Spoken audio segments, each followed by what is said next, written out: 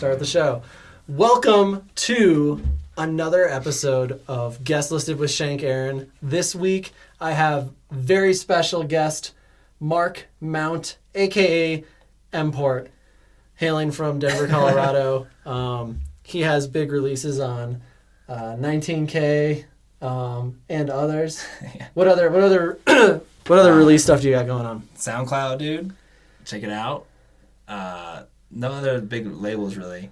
Except, Webaholics. Yeah, that's my last release, Webaholics. Nice. So he's pumping out music right now and really blowing up getting a very quick moving fan base. And so I'm really stoked to be able to sit down here and chat with him. The theme for tonight's stories are going to be Beta Nightclub Fails. Beta Nightclub Fails. Beta Nightclub. So the reason that we chose this, and this is actually how we originally met, I was a resident at Beta Nightclub for their Gravity Fridays dubstep night, and Mark was both a resident and a lighting tech, right? Mm-hmm. And the way the Beta Nightclub situation is set up, the lighting people are literally in their own DJ booth right next to the actual DJ booth, so you guys are right next to each other, and there's a lot of communication between the two, and you end up, I think that's one of the best setups that you can have at a show. I was with everyone I was performing with. I was performing right alongside them. Yeah, and you were looking out into the crowd as opposed to like being in back of house. So I always thought that was really cool, but from being a resident in there, you get pretty close to like all the lighting people, and that's how we became friends. Yeah. It was through the old Beta thing. And we were joking, we were going back and forth over dinner tonight talking about some of the less glamorous nights of Beta that we've had in our time there. And you started telling me, well, you've prefaced it as that one time I ruined a funeral at Beta, and I was like, stop right there. Let's set up the microphone and let's get this on the podcast. So now we're going to pick up where we left off, and I need to hear the story of how Mport ruined a funeral at Beta Nightclub. Well, I would say it was Beta 2.0 before they even opened. So it was like in between being... Was that like a Beta 1.5? Yeah, 1.5. There was like some free nights here and there, but it was mainly just kind of still getting built and still getting all the kinks worked out. One of the kinks being the computer was very slow to run the giant amount of screens. If you hadn't seen it, there's like a giant screen that's like they like raise the stage, and there's like giant screens behind and in front of the DJ booth, and then an entire ring of videos all around the middle section that were about this big, probably like one of these sound pads. And so we had events that help like pay for some of the remodeling while we couldn't be open for actual shows. And one of the events was a memorial service, remembrance of someone who had been very, very involved in the club scene and passed away on a vacation to Paris. And this person was... Did you know this person at all, though? I didn't know, no. So you had no relationship to this funeral? Nah, no personal relationship. But I also didn't even know it was a funeral until like the day of, because we had some previous meetings about like, we're going to have this event, and it's like, have these videos. We're like, yeah, we got you. Just send over the videos and all that, so we can put it on the wall. But what they wanted was pretty much impossible with our setup. They wanted to split the video a bunch of different ways evenly across, so everyone can have the same video. And I'm like, we need like a really strong computer and a different routing system for that. Now, but we'll make it work. Did while you were like testing out this video footage, did you start to get like, were there like dates on it, like "We will miss you," like "My heart will carry on"? Like, were there any clues that this was going to be a funeral before the actual event? No, it was more. I don't remember like the setup as much, but I did not get a funeral vibe. I thought it was maybe just like a celebration of something for sure. I'd like to hashtag funeral vibe. I've definitely been to a couple concerts in my life that had a funeral vibe, even though no one died, except for like maybe my fucking self-respect. Yeah, we could have the death of the ego at some shows too. That's very true. I might have done that. But setting it up, everything was like what they wanted was all right. I was like, yeah, we can do that. And it came time to give me the file transfer over like the day of the show, and it's like full HD gigs on gigs. So I'm downloading it. Got it downloaded and fine. I was expecting that being a video person. I was like, yeah, I'd be like, I get that. It's good. And and then I'm like, oh, it's not playing because it's Resolume, and I'm kind of newer to Resolume at the time. I was using another one called VDMX for old beta, but Resolume's like the, Pro Tools of videos. For those of you who don't like understand the technical blah, blah, jargon blah, blah, blah. of lighting, can you just like kind of like just like simplify that? Like the Microsoft Word of using visuals. There you go. That's a perfect There you example. go. So everyone, yeah. And I was like not familiar with it. I was, used to using PowerPoint, let's say. But anyway. In terms of cars. In terms of you cars. were used to a Tesla, but they were making you use a 93 Hyundai Elantra? Opposite. Vice versa. Yeah, so like this is like the newer nice system. It's easier to use, but I didn't know how to use it at the time. And because you didn't know how to drive stick. Exactly. Which, I could still use some lessons on. But so you have to have a certain file format for this this software to run the video at a good, smooth rate. And so none of the videos that he had given me were in that format, obviously, so I had to convert them. But then it was taking way too long to convert them. The thing has already started at this point. Like the event itself is started? Yeah, like people are coming in, there's food out, and this is a lot of people. It's like 500 to 700 people sold out night at beta kind of people. How often would you say when you're doing lighting tech or just involved in an event production at all, would you say you're like getting things together when people are starting to come in? Because I feel like that's a fairly common occurrence. Very common. Like you always think that these dudes have just done this a million times and everything runs really professionally, but I've definitely showed up to shows where like stuff is still getting unloaded from trucks when like doors are opening and people are coming in, we're just gonna plug this in, or like the DJ's not there. That's a different story. But I had just to interject a little bit, I had a thing where like the main stage was like it was supposed to move. Like it was supposed to have like moving LED panels. I won't say who it was because I don't want to throw anyone under the bus. But they were like, all right, we'll get you a table. And there was CDJs on the floor on the side of the stage at the Ogden. Oh. And I just remember being like, there's a lot of people out there. Like, how are you guys going to do this? And they're like, here's a folding table. And I was like, so you want me to like go set up these CDJs? And I just like made up something. I was like, I don't know how. I don't even know how CDJs work. Like, just do it. And so they had to set them up. And like literally I was just standing there waiting to start playing until they could like unfold a folding table. Wow. And that was at like a very, very large 2-night tour at the Ogden. Mm-hmm. Like I said, won't say who it is, but just say someone big. Someone, yeah. Death. But anyways, you had people coming in. You were still setting up the gear. Yeah. What happened next? Still setting it up. People coming in. Yeah. Getting everything transferred over and converted was taking forever. But by the time it was in the software and going, we needed to. A lot of the stuff had audio too with it. So like the audio would play over the speakers with the video, and that was a whole different thing I had to figure out how to get the aux.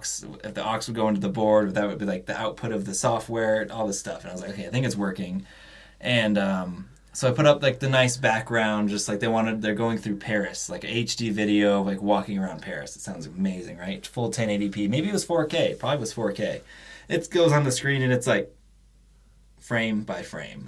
And I was like, ooh, man, speed it up? No, the computer just can't handle the video. So I'm like, I can't even use the video in general. This is like a Minecraft version of the files they get. Every frame is beautiful. It's just like a bunch of different pictures that are slightly different from each other. So it's essentially a screensaver. Yeah, screensaver. It's a PowerPoint now. And like, what's going on? There's a whole there's like a whole night laid out, like 7 p.m. This person, there's a speech from this person at this time, and then there's like a DJ from the end, whatever. I'm like, I got the DJ part onward. I know that. I can do visuals, but so there comes time to do like let's say videos that were sent in from their friends and some other like more famous people because this person was more popular, I guess, and they're saying their thoughts like more popular prayers. how like. In a different genre, or it was like old school hip hop and just like club goer, maybe old like jungle DJs and stuff like that. Oh, okay. It was like some kind of like niche that this person was really involved in, or niche, whatever it is. And so, anyways, they have these videos of them being like, I like to give out my thoughts and prayers to the family and all this stuff, or just tell stories in general about people like to share stories. And I go to do it, and I see the signal on the board, and there's no audio when I play it. The screen's playing, and then I was like, okay, hold on, sorry, like run that back. There's people. All the music was quiet from the DJ because there's a DJ playing background music. There's the Paris like frame by frame going, and then I'm like, okay, all black, all sound off. Let's start the show, like the slideshow or whatever of the videos. And they weren't sized right first, so then I had to like size them so they're like like on the screen. I'm like, okay, it's good. And but when I pressed play, the volume was working, but the video was playing at like I think 1.2 speed, but that also meshes with the audio. And so I was like, oh, look right. When I immediately heard it, and I was like, oh, no. So I took the mouse and I like slowed down the video, but then I went to 1, but 1 was still high pitched. And then I was like, what? So I went down, and like 0.7 was like no slow. So I was like, I'd like to think, or like, I'd like to do. And I was like, oh, no, go back up. And it was normal. It was 0.87. I still haven't forgot to this day. Like 0.87 on Resolume played this audio at a normal space. And I was like, thank God. So I had to go through every single other video before it was going on. Before I pressed play, 0.87, and I got it right. So I saved that part. But that was 5 minutes of just like pure like sweat. And this is like, It's a funeral. It's a funeral. Were people like noticeably like groaning or like the energy, showing their the energy was shifted. the energy, which was extremely uplifting at the beginning of the funeral, just took a nosedive when Mark took charge of the video. Yeah, there's like the video responses and the there's like text that was going up, but basically nothing was working because the gear wasn't ready, and I probably wasn't prepared on some level too, not knowing how important it would have been or is, and it was like frame by frame for the entire time. And they had catering though, so I got to eat the food. And this is like I got through that part, and I'm like, they have so much food downstairs. So it was me. I was working it with my friend Marcus too. But I was, shout out to Marcus. Yeah, I was on video. He was on lights. He was crushing it. He just put on the lights, easy. I'm over here like, yeah. That's literally how it sounded. How convoluted it was. So like essentially you had to like beat match. Like in my head, this is like a Parks and Recs episode. Where Shut like, up Parks and Rec. Shut up Parks and Rec. Like one of their events where like the audio is all over the place and everything is going awry, and Ron Swanson is loving it. Yeah, someone who like hates funerals is there. Like, yeah, good. This is not going well. Good job. And so, what were the consequences for you ruining this funeral? Were you reprimanded? Just the everlasting guilt. Just self. Just no. I had no bosses at the time. It was like Beta was in this weird stage when I was like, I didn't like mess it up to the point of like actually ruining it. I just from any tech perspective, it's a nightmare, and it really was not good. Mics weren't working either. Now I was drinking a White Claw once in a while. I'd sneak over and get a White Claw. I could also see you like stuffing your face at like a charcuterie plate while the like vocals are like rest in peace. It was like oh. And I would take it that it went so badly because I don't remember there ever being any other funerals at Beta Nightclub. Yeah, that company were like, whatever you use, don't book Beta 2.0 for your memorial service, as nothing will work. The DJ went on and it was a good time. Oh, this is a funny side note. So we had this grate we had to stand in instead of like a full-blown thing. You might have remembered it. There's like, it's like a grated floor. We were like, oh, okay. We were pretty much like floating, and then beneath us was the dance floor, like a walkway. Yeah, it's kind of like almost like a sewer grate. Mm-hmm, yep, and it kind of you couldn't stand on it barefoot; it would hurt. Right. That kind of thing. And Marcus, or maybe it was me, one of us. I think we're trying to get White Claws. We got White Claws from the bar. Like, all right, we had like 2 hours to chill before the next event. I'm about before to the next part you had to ruin. Yeah, exactly. And so we opened up White Claws and they opened them and cheers, and then just spilled beneath, and there's no floor, and so a good amount of White Claw just like went down. We're like, there's no floors. We look down, and this lady just looks up. Oh no. It's like, we're like, sorry. Like, how were people dressed for this? Was this like a formal? It was like a prom, but not like the prom is like in my mind the most formal prom, thing. Maybe like homecoming, like there's blazers and dresses, like nightclub, or just like nice slacks maybe. That's the most roundabout way of just saying formal. Yeah, it's formal. It's a memorial, but there's a lot of people, and I just. I don't know. I won't do it again. I don't think I'll be working a funeral again. Well, with how well your music career is going, I don't think that you're going to have to be doing lighting for funerals anytime soon. Yeah. But, with the pandemic and stuff, you never know. You might want to practice some of those at home. There's definitely, a big market for that. Those nightclub funerals. It did ruin the other show too I was telling you about.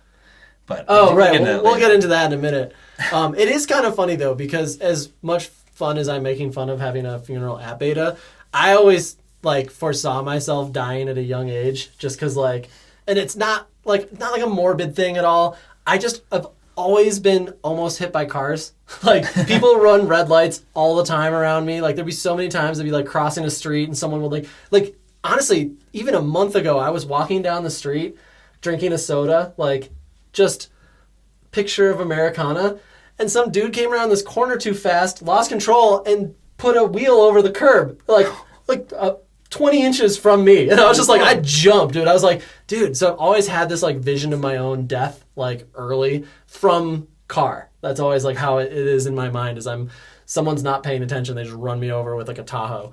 And so I did, like, tell enough people, because I wanted to make sure that I was like, if I get hit by Sheila in a Tahoe, I want my funeral to be at Beta, because I think that would be the most appropriate, and I just wanted everyone to get lit. So I told a bunch of people about that. And then also, I wanted my ashes left there too, because at the time I just thought Beta would be around forever, and I really wanted to haunt some people that I didn't like that also went to Beta. So it would be like a double thing. Like, my spirit would be able to look upon a lot of my friends having a great time, and then also I could just, like, fuck with people, like, like jiggle their wiener when they're taking a pee, so they pee all over their leg. Stuff like that. Take their keys. just and you get to enjoy all the shows as a ghost. Obviously. You can mess up the CDJs for the ones you didn't like, the artists that came through. Oh yeah, just give them the ones that I usually use. Just every time we get a thumb drive error, we know that Tom is watching us from hell. There was a ghost there, though, for sure. Oh, absolutely. Yeah. That was definitely a thing.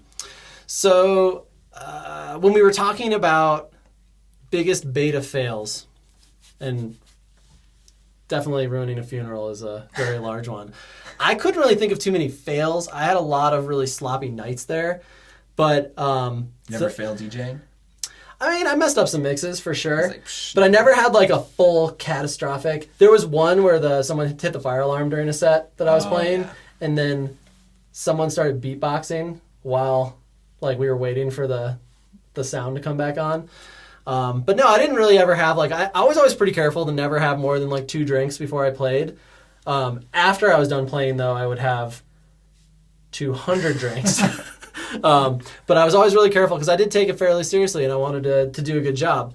But whenever I saw people talking shit about Beta and being like, oh, I got kicked out and I wasn't even that drunk, and all these people always had these kicked out stories, and I would think to myself, I'm like, I got kicked out and I 100% deserved it, and so now I'm going to throw Dirt Monkey under the bus and tell the story of when me and him got kicked out of what I think was one of our first shows there ever.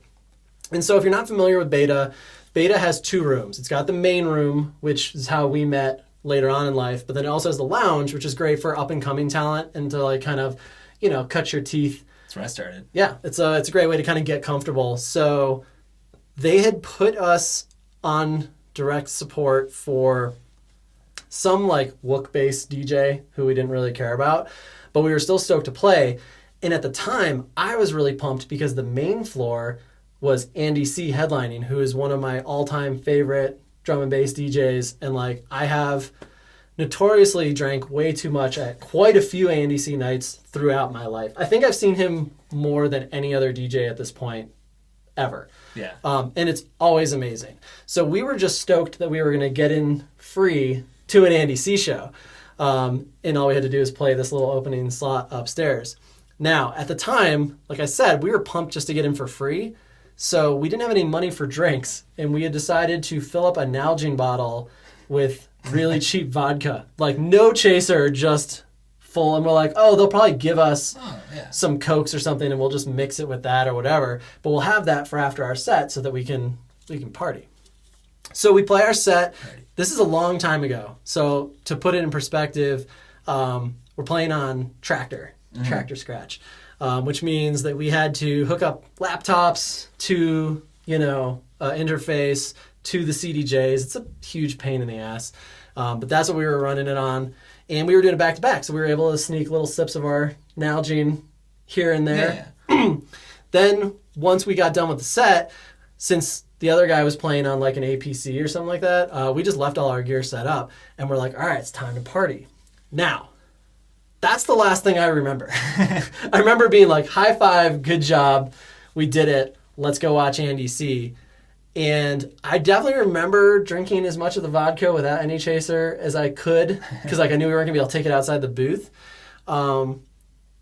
But as I remember, the next thing I know, I'm being lifted up by my shoulders by a security guard, Yeah. like literally like a small, like a Simba like child, and being pulled out of the crowd, and a bunch of people like laughing and like pouring drinks on me and all this shit. And I had no idea what I was getting kicked out for, but it was the first thing I remembered. So I tried to talk my way out of it. And I was like, excuse me, good sir, like, may I ask what the trouble is? And it was one of the, like this huge security guard, and he's like, yeah, dude, you're drunk and you got to get out of here. And I was like, I say, good sir, like, I don't think that sounds like me at all. And he's like, yeah, where are like your clothes? And I looked down, and I was in like gym shorts, no shirt.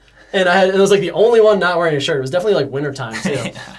And also, to set the record, I don't know if you're curious what's underneath this sweatshirt, but there is no illusion of muscles. Like, this was like a scrawny, doughy, out of shape Tom. I was definitely not taking off my shirt to flex on anybody.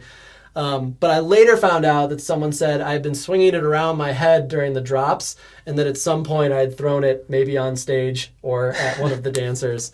Yeah. So I had lost my shirt. So once he kind of brought that to my attention, I understood why I was getting kicked out, and I kind of just laughed about it. Uh-huh.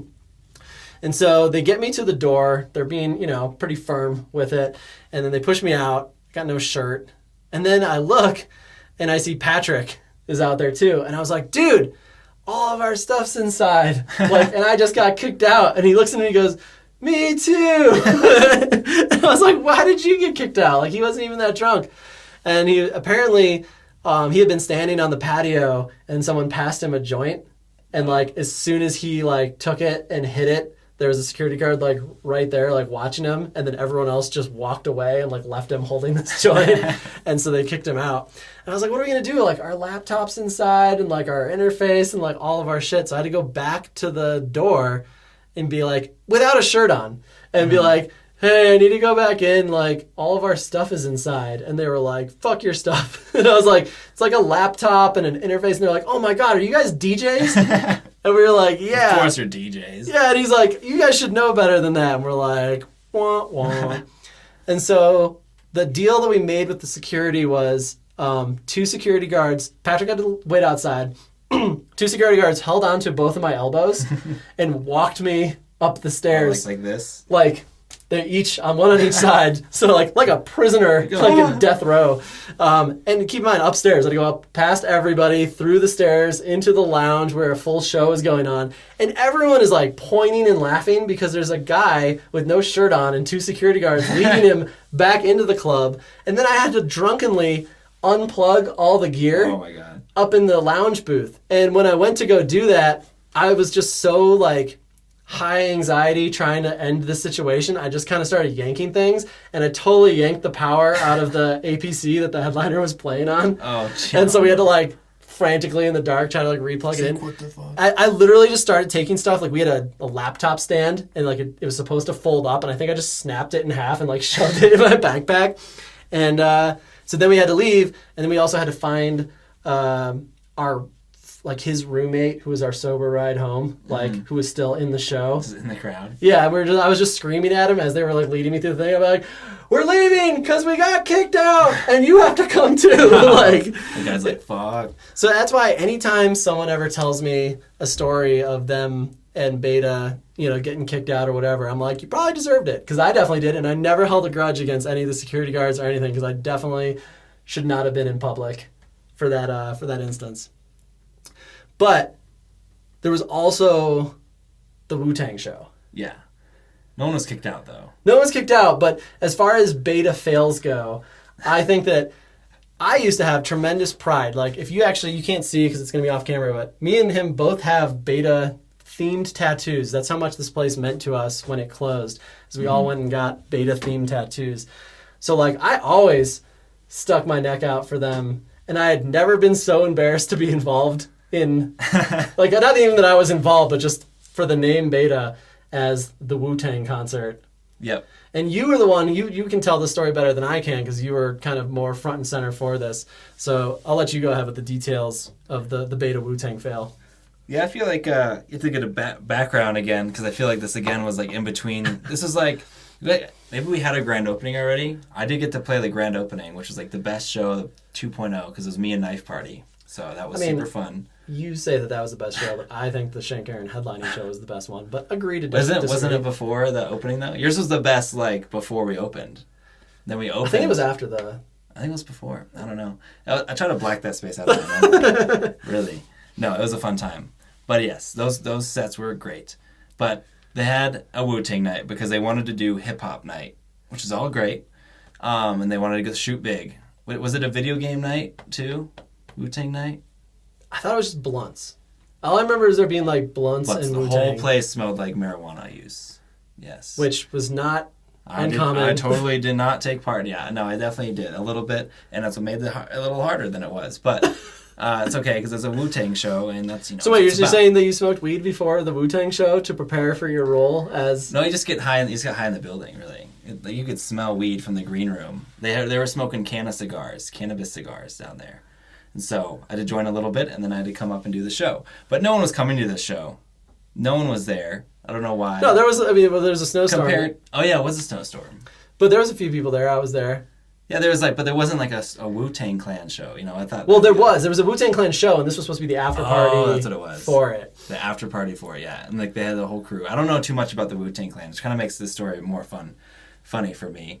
But pretty much ruined their show too. No, I didn't do it. The ill preparedness of the show did because there was the DJ. There was no DJ. Like I don't know if it was part of Wu-Tang Clan that did a DJ. I don't know if we were supposed to hire a DJ, but there was no DJ, and they were in the building, and the night was starting. And so our good friend, he got the honor of just DJing. And at first, it was just he's opening it up. He's just doing fun house music, killing it as normal. And then they're like, "Oh, Wu-Tang's in the building." Oh, yeah. And I remember this part. One of the Wu-Tang guys told him to cut that shit out, like because he was playing not hip hop. He was playing like he was playing like groovy like funk house. Yeah, and the guy was just like, "Hey man, shut the fuck up." Yeah, like you're DJing, and then Wu-Tang guy just be like, "Stop what you're doing and play hip hop." And so he did. He still had some of that hip hop. He didn't have much, especially Wu-Tang Clan. But anyway, there's no other DJ coming in. Wu-Tang Clan's about to go on, and so we're like, "What do we do?" They need tracks to literally like rap over, or at least play their music, because I think they're kind of chilling. I don't know if they're performing. I think they're supposed to perform a little bit, but anyway, so we start. I shit you not, YouTube to MP3ing Wu-Tang songs.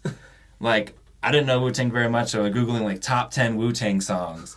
YouTube that song. Do you remember, YouTube to MP3. Do you remember any of the song names, like the ones that Again, YouTube told you? I deleted it from my memory. But I remember, like, because you were there. He came up, and I was like, "Don't you like Wu-Tang? Do you, like, what's their best songs?" And he's like, "Oh, I like this one. This one." He had all this in your car, right? Yeah. Which wasn't with you.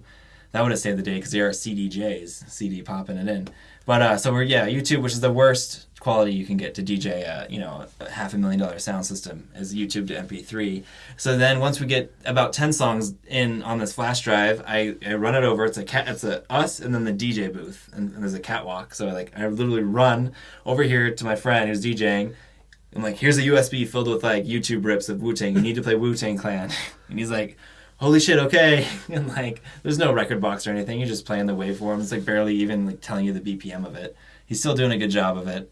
And so then by the time I come back, I'm just get the next 10. I'm like YouTube to MP3 it.